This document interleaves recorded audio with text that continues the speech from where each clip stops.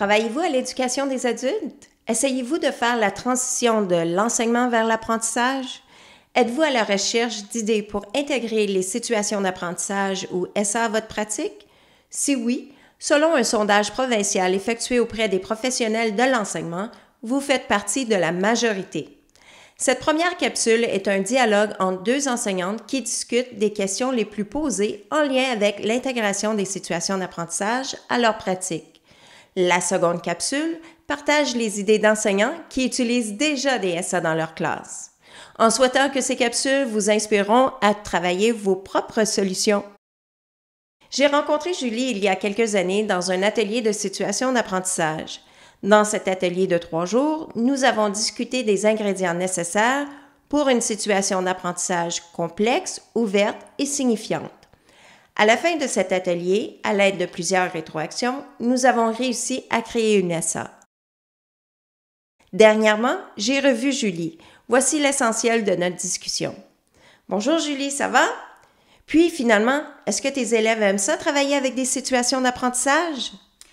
Je sais pas, j'en utilise pas vraiment en classe. Je sais comment reconnaître une bonne SA, je suis même capable d'en créer une, mais je sais pas comment la faire vivre en classe. Est-ce que je dois comprendre que tu n'essaies même pas? Mais non, pas tout à fait. Je dirais que la moitié du temps, je suis déchirée entre « oui, je veux en faire » et « non, je ne veux pas ». L'autre 50% du temps, je dirais que j'essaie d'intégrer au moins des parties de SA. Et pourquoi tu vois l'intégration des SA comme un défi? Bon, je dirais que la première chose qui me pose un défi, c'est la composition de mes groupes. J'ai des groupes ouverts, multiniveaux, et beaucoup de mes élèves ont soit des difficultés ou des troubles d'apprentissage. Ah oui, je comprends.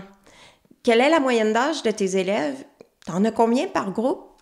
Premièrement, la moyenne d'âge est entre 16 à 24 ans. Parfois, ils sont un peu plus vieux.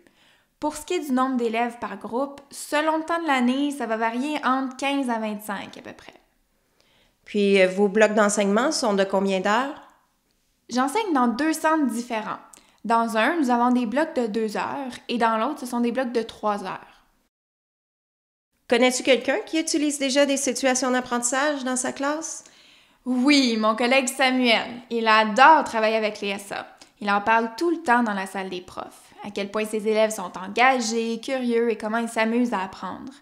Même s'il passe beaucoup de temps à planifier les SA, je suis pas mal certaine qu'il ne reviendrait pas à son ancienne façon d'enseigner. La seule chose qui semble le déranger, c'est le suivi d'élèves qui est plus complexe qu'avant. D'un côté, j'aimerais bien sentir son enthousiasme à voir ses élèves si engagés, mais de l'autre côté, le temps, ou plutôt le manque de temps, m'effraie un peu.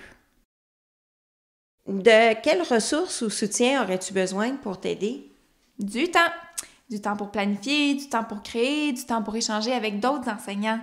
J'aimerais avoir des idées sur comment organiser le travail fait en classe pour faire de la place pour intégrer les SA. Samuel dit que l'aide ponctuelle d'une ressource TIC en classe est très appréciée. J'imagine que le besoin des ressources dépend d'où les élèves en sont dans leur processus d'apprentissage. Selon toi, c'est quand les meilleurs moments pour donner une SA à tes élèves? Bien, honnêtement, les seuls SA que j'ai donnés à date ont été juste avant d'envoyer l'élève à l'examen. En fait, je m'en sers pour vérifier si mon élève est prêt pour l'examen. Mais après plusieurs discussions avec Super Samuel, je comprends que la raison pour laquelle je la donne, donc mon intention pédagogique, c'est vraiment ça qui va guider le moment opportun pour la donner. Excellent. Bien, merci beaucoup, Julie. À la prochaine. Selon vous, qui est le plus grand responsable pour faciliter l'intégration et le succès des situations d'apprentissage en classe? Est-ce l'enseignant, l'élève ou la direction? Si vous voulez entendre des idées partagées par les enseignants qui ont déjà intégré des SA dans leur classe, eh bien, restez à l'écoute pour la partie 2.